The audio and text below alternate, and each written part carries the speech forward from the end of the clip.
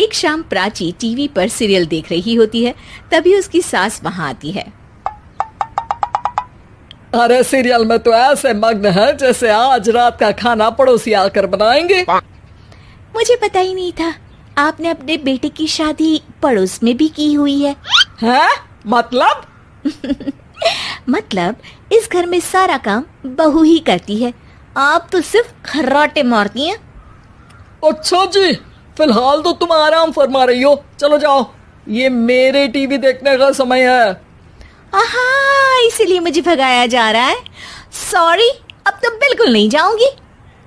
प्राची की इस बात पर दोनों सास बहू के बीच टीवी रिमोट के पीछे बच्चों जैसे छीना झपटी शुरू हो जाती है, जिसके बीच श्लोक भी काम से घर वापस आ जाता है। हाँ, आज मेरी चूहे बिल्ली की जोड़ी किस बात पर झगड़ रही है? अरे तेरे बीवी मुझे टीवी ही नहीं देखने दे रही। अरे तुम्हारी मम्मी मुझे खाना बनाने के लिए फोर्स कर रही है। अरे वाह, ऐसे बेतुके रीजन पर तो बच्चे भी झगड़ा नहीं करते। अरे मुझे कुछ मत बोल, सब इसने ही शुरू किया है। हाँ हाँ, जैसे आप तो बहुत दूध की धूली है ना। अरे बस, दोनों चुप। प्राची जाओ, खाने की तैयारी करो। और माँ तुम छोड़ो, तुम्हें क्या बोलूं, शांति से अपना सीरियल देखो, मुझे दोबारा लड़ने की आवाज सुनाई नहीं देनी चाहिए। ऐसा बोलकर श्लोक वहां से चला जाता है, जिसके पीछे पीछे प्राची भी कुछ न कुछ बड़बड़ाते हुए रसोई में चली जाती है। हाँ हाँ, सासू जी को तो कुछ बोलेंगे ही नहीं, बस मुझ पर ही हुक्म चलता है, खाना बनाओ, जैसे मैं इनके घर में खाना बनाने के लिए आई हूँ। इसी तरह शाम बीतती है और रात को श्लोक और प्राची की सास खाना खाकर सोने चले जाते हैं, लेकिन प्राची गुस्से में कुछ खाए बिना काम में ही लगी रहती है। इस घर में किसी को घंटा फिक्र नहीं पड़ता, मैं खाऊं या भूखी रहूं। प्राची कुछ देर के लिए रसोई से बाहर जाती है और जैसे ही वापस आती है तो वहां दूध का भरा ग्लास देखकर हैरान रह जाती है। फिक्र पूरी है, बस दिखाना नहीं है।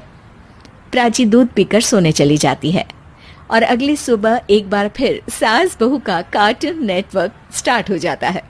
ये तुमने ही किया है। अरे अजीब जबरदस्ती है, मैं बोल रही हूँ मैंने कुछ नहीं किया। दोनों ने मिलकर पूरे घर को पागल खाना बनाया हुआ है। यहाँ कोई नॉर्मल इंसान तो रह ही नहीं सकता, इसीलिए अब पड़ोसी क्या रिश्तेदार भी घर आने से कतराते हैं। और सुन बेटे, तू भी चंगा, तेरी माँ भी चंगी, तेरी बीवी भी चंगी, रिश्तेदार। हाँ जी, आपको नहीं पता क्या, गंगाधर ही शक्तिमान है, रिश्तेदार ही। हाँ हाँ, बस समझ गया। कभी जानवरों जैसे लड़ेंगी तो कभी जुगलबंदी करेंगी। भाई मैं आप दोनों के बीच में नहीं फंसना चाहता। सास बहू की इस मनमौजी जोड़ी से परेशान होकर श्लोक अपना सिर खुजलाता वहां से चला जाता है। चलो अब मैं भी कीर्तन में जा रही हूँ।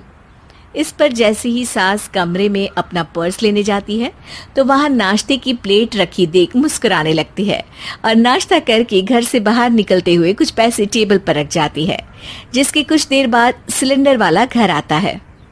ओ मोरी मैया, मैं सिलेंडर के बारे में तो बिल्कुल भूल ही गई थी।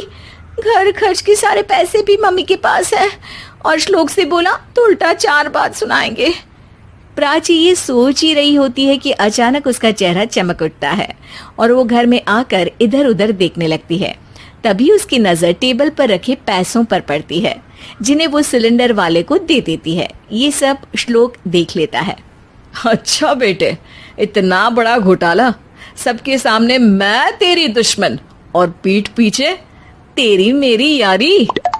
इस पर श्लोक एक प्लान बनाता है और शाम को सब एक साथ बैठे होने पर बोलने लगता है।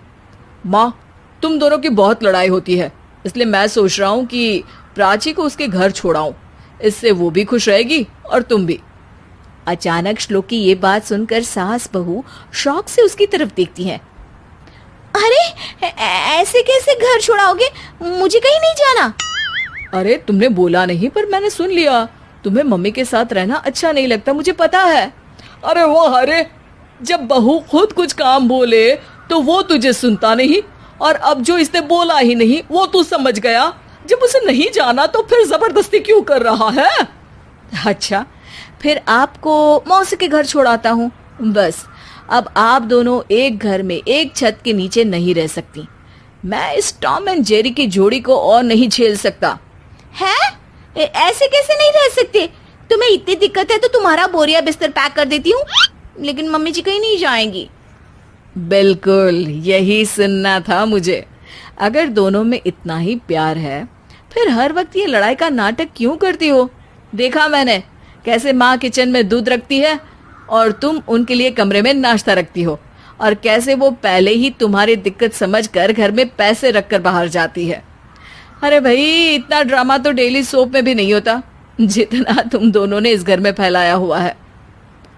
तू हमें टॉम एंड जेरी बोलता है ना, तो याद कर वो दोनों भी एक दूसरे को बाहर वालों की बुरी नजर से बचाने के लिए हमेशा सबके सामने लड़ते थे, लेकिन अकेले में दिक्कत के समय मदद भी तो करते थे।